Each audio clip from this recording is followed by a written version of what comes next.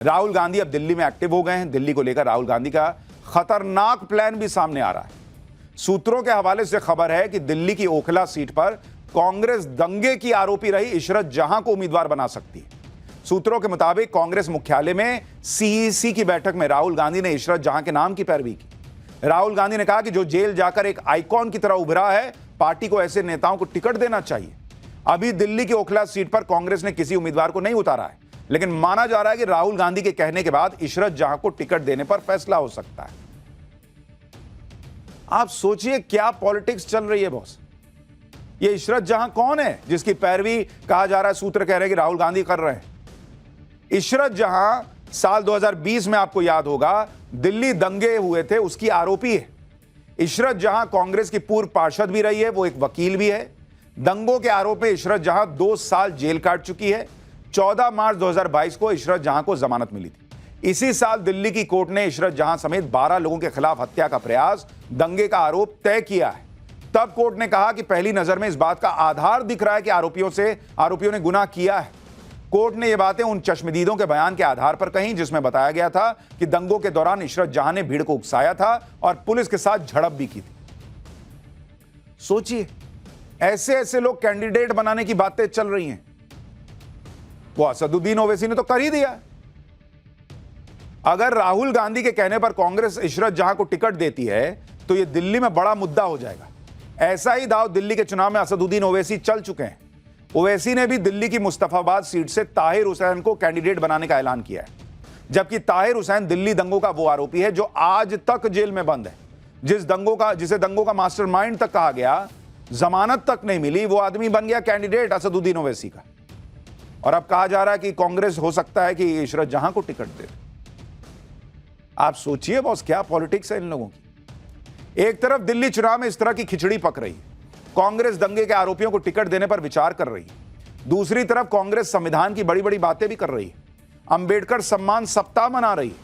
बाबा साहब अंबेडकर पर राज्यसभा में अमित शाह ने जो बयान दिया था, उसके विरोध में कांग्रेस पार्टी के कार्यकर्ताओं ने आज दिन भर सड़क पर प्रदर्शन भी खूब किया, माहौल बनाया। जबकि इस मामले में अमित शाह सफाई दे चुके हैं, उनका पूरा बयान सामने आ चुका है। लेकिन कांग्रेस को लग रहा है कि नहीं बॉस, दलित वोट के लिए पकड़े रहो इसको। गृह मंत्री का इस्तीफा मांग रहे हैं वो। जयराम रमेश क्या कह रहे हैं, एक बार सुनिए, फिर बताता हूं कि आज योगी आदित्यनाथ ने कैसे राहुल गांधी को जवाब दिया। एक ही इसका हल है इस स्थिति का जो हम मांग कर रहे हैं। हमारे अध्यक्ष जी ने मांग की थी राज्यसभा के अंदर,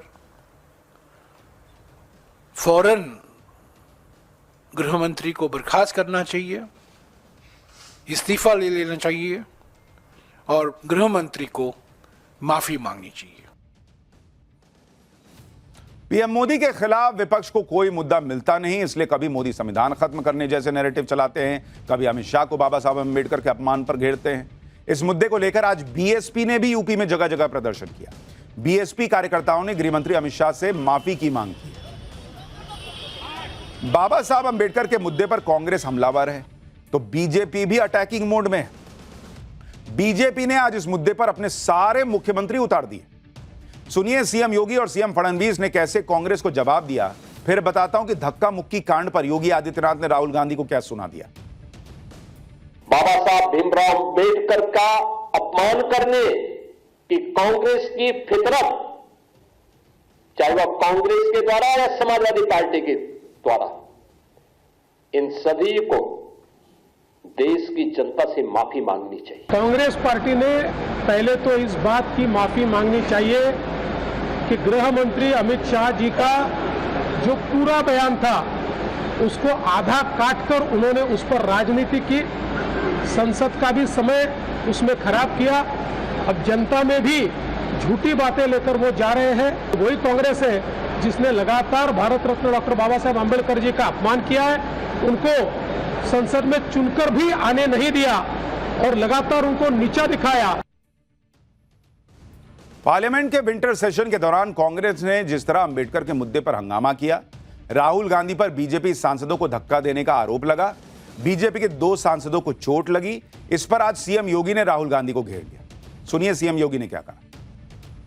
हम तो कांग्रेस के नेता राहुल जी से कहेंगे, देश की संसद में, संसद परिसर में सांसदों पर हमला हो, यह दृश्य भी देश ने देखा है। क्या यह आचरण उनका संवैधानिक माना जाएगा? क्या कांग्रेस पार्टी का यह आचरण संवैधानिक माना जाएगा? भारतीय जनता पार्टी के दो सांसद चोटिल होते हैं। यानी बीजेपी भी लगातार अग्रेसिव है और राहुल गांधी को उनके ही मुद्दों में फंसा दे रही है। पाठशाला में अगली क्लास, देश के मिडिल क्लास का टैक्स वाला वो दर्द जिसका इलाज इस बजट में पीएम मोदी कर देंगे क्या? पॉपकॉर्न से लेकर पुरानी गाड़ी पर जीएसटी टैक्स भर भर कर परेशान मिडिल क्लास के दर्द का चैप्टर 2, वो एक काम जो पीएम मोदी ने कर दिया तो मिडिल क्लास बम बम हो जाएगा। अब इसका चैप्टर।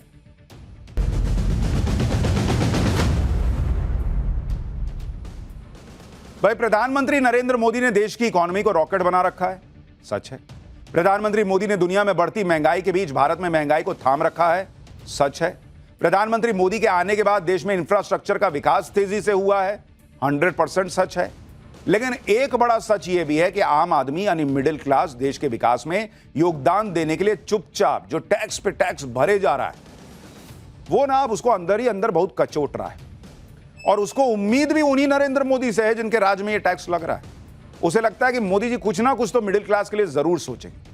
और इसलिए पाठशाला में हमने कल भी पॉपकॉर्न से लेकर पुरानी गाड़ी पर लगने वाली जीएसटी का चैप्टर खोला था। पाठशाला में कल जब हमने टैक्स का चैप्टर खोला तब से हर जगह उसकी चर्चा हो रही है।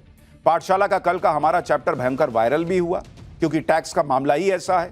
आम आदमी का यह दर्द है जो कोई बात करने को तैयार नहीं, लेकिन हमने पाठशाला में वो मुद्दा उठाया। हमने सवाल उठाया था कि क्या मिडिल क्लास का काम इस देश में सिर्फ टैक्स भरने का रह गया है क्या? क्योंकि टैक्स का गजब ही हाल हो रखा है। पॉपकॉर्न हो, पुरानी गाड़ी हो, हर जगह पर ऐसी ऐसी जीएसटी लगे जा रही है कि पब्लिक का दिमाग घूम गया है।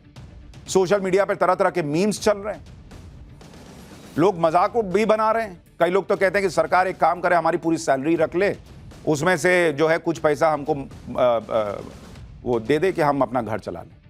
जब इतना टैक्स दे ही रहे हैं तो पॉकेट मनी टाइप कुछ दे दे। इस तरह से बहुत सारी चीजें सोशल मीडिया पे चल रही हैं। आज हम टैक्स के इस जंजाल का पार्ट 2 वाला चैप्टर खोलने जा रहे हैं, जो मिडिल क्लास का सबसे बड़ा दर्द है। आज केंद्र और राज्य सरकारों को देखना चाहिए कि कैसे मिडिल क्लास एक चीज पर कई बार टैक्स भर भर के पगला चुका है, क्योंकि राज्य सरकारें भी ले रही है भाई। और ये जो जीएसटी काउंसिल होती है, इसमें सारे पार्टियां जिनकी सरकारें राज्यों में, उनके फाइनेंस मिनिस्टर होते हैं बॉस, सब मिलकर निर्णय लेते हैं। तो वहां कोसने के लिए कि ये हो गया वो हो गया सब हैं, लेकिन इसमें सब मिलकर फैसला लेते हैं। लेकिन ये सारी बातें आपको बताऊं उससे पहले कंफ्यूजन दूर करना जरूरी है, जो कंफ्यूजन यूज्ड कारों को बेचने पर चल रहा है। हमने कल आपको बताया था कि पुरानी गाड़ियां बेचने पर लगने वाला टैक्स 12% से बढ़ाकर 18% हो गया है। वित्त मंत्री निर्मला सीतारमण ने भी यही कहा था कि जिस दाम में कार खरीदी गई और जिस दाम में बेची जा रही है उसके अंतर पर 18% टैक्स लगेगा। लेकिन वित्त मंत्री ने पुरानी गाड़ी बेचने पर लगने वाले टैक्स पर जो भी कहा था उसमें कुछ कंफ्यूजन था। सरकार से जुड़े हमारे सूत्रों ने उस कंफ्यूजन के बारे में जानकारी दी है, वो आपको आगे बताऊंगा। लेकिन पहले एक बार सुनिए वित्त मंत्री निर्मला सीतारमण ने क्या कहा था, जिसके बाद सारा कंफ्यूजन खड़ा हुआ। It is on that margin, the margin value between purchased price and resale price. 12 lakh में खरीदा, 9 लाख में बेच रहे हैं सेकेंड हैंड यूज्ड व्हीकल के नाम पर. On the margin is only this 18% is being put, as would be for any used car. जो वित्त मंत्री ने कहा वही हमने आपको कल बताया भी था। जीएसटी काउंसिल की बैठक में जो भी फैसले लिए गए थे उसके बारे में पीआईबी की प्रेस रिलीज में भी जानकारी दी गई थी। पीआईबी की प्रेस रिलीज भी हमने चेक की थी, तो उसमें भी वही बात लिखी थी जो वित्त मंत्री निर्मला सीतारमण ने कही थी। यानी जिस दाम में कार खरीदी गई और जिस दाम में बेची गई उसमें जो मार्जिन है उस पर 18% टैक्स लगेगा। सोशल मीडिया पर भी लोग यही बात कह रहे हैं कि पुरानी गाड़ियों को बेचने पर अगर इतना टैक्स लगेगा तो बेचने वाले को क्या फायदा होगा। पुरानी गाड़ी की वैल्यू डिप्रिशिएट ही होती है, यानी उसकी कीमत बढ़ती तो है नहीं, कमी हो जाती है। ऐसे में उस पर 18% टैक्स लोगों को हजम नहीं हो रहा। इस पर आज हमने विस्तार से चर्चा की और जानकार लोगों से भी बात की। सरकार के सूत्रों ने भी बताया कि वित्त मंत्री पूरी बात बता नहीं पाए। या वो सही से समझा नहीं पाई, या वो एक तरह से गलत बात कह गई, जो भी कही, गलती से हो गया होगा, मुंह से निकल गया होगा। लेकिन पुरानी गाड़ी बेचने पर जो 18% टैक्स लगेगा, वो कैसे लगेगा और किस पर लगेगा, उस पर कंफ्यूजन वित्त मंत्री के बयान से बढ़ा, जिसे अब हम दूर कर देते हैं। पहली बात तो यह है कि 18% टैक्स उन पर एप्लीकेबल होगा जो पुरानी गाड़ी बेचने के लिए रजिस्टर्ड है। जो लोग अनरजिस्टर्ड हैं, यानी अगर आप पुरानी गाड़ी अपने किसी दोस्त को बेच रहे हैं तो उस पर 18% टैक्स नहीं लगेगा। दूसरी बात यह है कि अगर आप किसी रजिस्टर्ड वेंडर को अपनी पुरानी गाड़ी बेचते हैं तो भी आपको टैक्स नहीं देना होगा। जो वेंडर आपसे पुरानी गाड़ी खरीद रहा है वो आपकी गाड़ी को आगे किसी और को ज्यादा कीमत पर बेचता है तो उसे 18% टैक्स देना होगा। रजिस्टर्ड वेंडर को वही पुरानी गाड़ी किसी दूसरे को बेचने से जो मुनाफा होगा उस पर 18% टैक्स लगेगा, यानी 18% रजिस्टर्ड वेंडर ही भरेगा। मतलब मान लीजिए आपने पुरानी गाड़ी 1 लाख रुपए में रजिस्टर्ड वेंडर को बेच दी कि मेरी गाड़ी 6 लाख की थी, अब तुम 1 लाख में ले लो, पुरानी हो गई। रजिस्टर्ड वेंडर ने क्या किया, उस गाड़ी को मॉडिफाई किया, थोड़ा चकाचक बनाएगा तभी ना बिकेगा, तो उसको चकाचक करके उसने 2 लाख रुपए में किसी और को बेच दिया। रजिस्टर्ड वेंडर का मुनाफा कितना हुआ, 1 लाख रुपए में आपसे खरीदा, 1 लाख रुपया उसमें और उसने मुनाफा कमाया, 2 लाख में बेचा, तो अब उस मुनाफे वाले 1 लाख पर 18% टैक्स यानी 18,000 रुपए वेंडर को भरना होगा। वेंडर कौन, जैसे ये Cars24 वगैरह दूसरे ऐप्स जो हैं उनसे आप बेचते हैं ना, वही वाला। अब यहां पर यह भी समझने वाली बात है कि वेंडर ने 1 लाख का जो मुनाफा कमाया वो पूरा मुनाफा नहीं है। वेंडर ने पुरानी गाड़ी को मॉडिफाई करने में भी कुछ पैसा लगाया होगा और फिर उसे 18% टैक्स भी देना पड़ रहा है, जिसे देने के बाद रजिस्टर्ड वेंडर का मुनाफा कम हो जाएगा। क्योंकि भाई 1 लाख में खरीदा, मान लीजिए 20,000 रुपया और लगाया, 30,000 रुपया और लगाया गाड़ी को चमकाने में, 2 लाख में बेचा, उसको तो कमाई 70,000 की हुई, लेकिन वो टैक्स 1 लाख रुपए पे भरेगा 18%, तो उसका तो मार्जिन कम हो गया। कोई भी रजिस्टर्ड वेंडर जो मार्केट में बिजनेस के लिए आया है वो अपना मुनाफा कम नहीं करेगा। ऐसे में वेंडर क्या कर सकता है वो आपको देख लीजिए। या तो वेंडर पुरानी कार को और महंगे दाम पर बेचेगा, या फिर पुरानी कार को और सस्ते दाम पर खरीदेगा कि भाई हमको तो 18% जीएसटी भरनी है, तुम सस्ते में दो। या फिर जो 2 लाख की गाड़ी है उसको कहेगा कि मैं 2.5 लाख में बेचूंगा क्योंकि मुझे 18% की जीएसटी भी तो भरनी है, मेरा पैसा भी तो लगा है। इन दोनों ही हालात में नुकसान आम आदमी का ही होगा, मिडिल क्लास का ही होगा, क्योंकि ज्यादातर पुरानी कार मिडिल क्लास के लोग ही तो खरीदते हैं। भाई गरीब आदमी तो खरीद रहा है, उसके पास पैसा होता तो नई कार नहीं खरीद लेता, और मिडिल क्लास के ही लोग पुरानी गाड़ी बेचकर नई गाड़ी खरीदने का प्लान करते हैं। तो इधर से कान छुइए या उधर से छुइए, कल वाली बात कहिए या अब जो क्लैरिफिकेशन आ गया वो कहिए। पॉइंट वही था कि मिडिल क्लास को इस टैक्स से नुकसान होगा, और वही होगा, या तो बेचने वाले का होगा या खरीदने वाले का होगा। वेंडर अपने ऊपर लोड नहीं लेगा बॉस। पाठशाला में हम टैक्स के बोझ के बारे में बता रहे हैं तो उसका असर भी दिख रहा है। बीजेपी के नेता तक टैक्स की मार से परेशान जनता के दर्द की बात कर रहे हैं। बीजेपी के प्रवक्ता अजय आलोक ने सोशल मीडिया पर टैक्स को लेकर अपनी बात रखी। अजय आलोक ने भी लिखा कि माननीय निर्मला सीतारमण जी से मध्यम वर्गीय आय वालों के लिए अनुरोध है, हम पूरा टैक्स समय पर देते हैं, देते क्या है, सैलरी से काट ही लिया जाता है, हमें किसी सरकारी योजना का कभी लाभ नहीं मिलता। स्वास्थ्य बीमा पर भी 18% जीएसटी हमारे लिए और बाकी सबके लिए आयुष्मान भारत योजना है। हम देश को आगे बढ़ाने वाले लोग हैं, सरकार पर निर्भर नहीं है, फैसले पर तुरंत विचार कीजिए। विपक्ष ने भी टैक्स को मुद्दा बनाना शुरू कर दिया है। पुरानी गाड़ियों और पॉपकॉर्न पर जीएसटी के मुद्दे पर राजनीति तेज हो गई है। आम आदमी पार्टी के अरविंद केजरीवाल ने कहा कि गाड़ी खरीदना एक साधारण मध्यम वर्गीय परिवार के लिए बड़ी बात होती है, लेकिन केंद्र सरकार पुरानी गाड़ियों पर भी टैक्स बढ़ाकर उनके सपने तोड़ रही है। केंद्र की बीजेपी सरकार सिर्फ अमीरों और उद्योगपतियों के लिए काम कर रही है, देश के आम आदमी और गरीबों को सिर्फ महंगाई, टैक्स और पीड़ा दे रही है। वहीं समाजवादी पार्टी के अध्यक्ष अखिलेश यादव ने कहा कि बीजेपी ने जीएसटी को सांप सीढ़ी का खेल बनाकर रख दिया है। कभी किसी आइटम पर अचानक जीएसटी बढ़ा देते हैं, कभी अपने चंदादही समर्थकों के मुनाफे के लिए घटा देते हैं। इससे ईमानदार व्यापारियों अधिकारियों में भी असमंजस पैदा होता है, जिसका लाभ भ्रष्टाचारी उठाते हैं। व्यापारी जब तक जीएसटी की एक बात समझते हैं तब तक सरकार नियम बदल देती है।